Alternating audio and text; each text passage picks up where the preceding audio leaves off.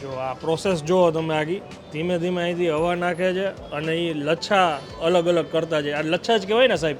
અને પ્યોર મલાઈ જ આપણી લચ્છા જ હોય, ઓકે ફેટવાળું દૂધ હોય ને એનામાંથી જ બને. ઓકે. અને આવી રીતના કેટલા વાગ્યાથી આપણે આ દૂધ ઉકાળવાનું ચાલુ થાય? આ 10 વાગ્યાથી સ્ટાર્ટ થાય અમારે દૂધ ઉકાળવાનું. 100 ડિગ્રી સેલ્સિયસ ગરમ થતું હોય હા. અને પછી એને બાળવામાં પ્રોસિજર ટૂંકમાં 1.5 થી 2 કલાક જેવી થાય બાસુંદી રબડી બનવા માટે. ઓકે. અત્યારે અમે આવી ગયા છીએ જૂનાગઢમાં મોસ્ટ ફેમસ નાનજી મખનજીવાલાને ત્યાં.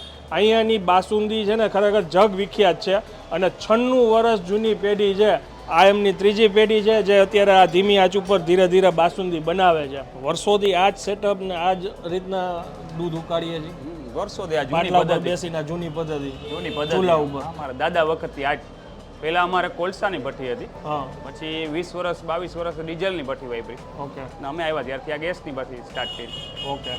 પેઢી દર નવું આપણે નવું update આપતા જાય. નવું આપતા જાય, અપડેટ થતું જાય. સૌથી પહેલા તમે જે બાસુંદી બનાવતા એ અલગ અલગ ફ્લેવરમાં તો બહુ નહીં બનાવતા હોય ના, પહેલા? શરૂઆતમાં પહેલા એલાયચી વાળી એક જ બનાવતા આપણે. ઓકે. પછી પબ્લિક ડિમાન્ડથી ધીરે ધીરે નવી હા, પછી જેમ ગ્રાહક નવી માગતા ગયા એમ કેસર પિસ્તા ઓરિજિનલ ટેસ્ટ જે આવે એ જ બનાવી. પછી સીતાફળની સિઝનમાં સીતાફળ બનાવી. અત્યારે ટોટલ કેટલી વેરાયટી આપણે હાજર સ્ટોકમાં હોય રોજ? ત્યારે એલચી, કેસર પિસ્તા અને શિવરાત્રી સુધી સીતાફળ બાસુંદી. પછી સિઝન પ્રમાણે અલગ અલગ આવતી પછી હોય. સીતાફળ આવતા ઓક્ટોબરથી જાન્યુઆરી લગી બને, પછી ન બને. ઓકે. હવે આપણે આ રબડી બનીને તૈયાર છે. એનો રસ ઠારવા મૂકી દીધો ઠંડો કરવા માટે પાણીમાં. અને આનું બધું આપણે મલાઈનું કટિંગ થઈને પાછું એડ થઈ જશે અંદર.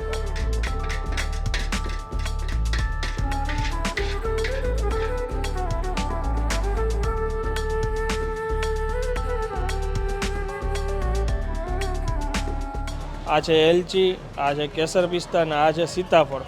કેસર પિસ્તા આપણે ટ્રાય કરીએ. રીસર છે ને, તમે જે ઓલા લચ્છા જે એની મલાઈ કાઢતા જોયું ને એ જ આ તમને બાસુંદીમાં મળશે. એક સીપ ઉપર તમને છે ને મલાઈ મોઢામાં આવશે.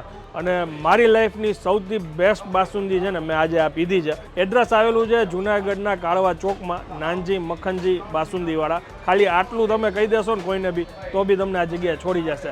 માહિતીને વધુ શેર કરી દેજો.